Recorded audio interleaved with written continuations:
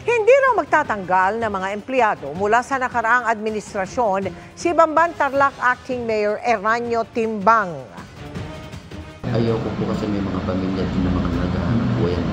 Basta po ginagawa lang po nila yung trabaho nila. Hindi kami kailangan magdibisyon.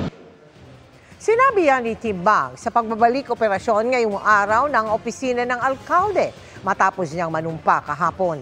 Prioridad daw ni Timbang sa loob ng 3 buwang panunungkulan na ipagpatuloy ang mga nasimulang proyekto ni dismissed Mayor Alice Guo matapos itong tanggalin sa pwesto ng Office of the Ombudsman noong Martes. Ayon naman sa abogado ni Guo na si Attorney Steven David, naghahanda na sila para iapila ang desisyon ng Ombudsman.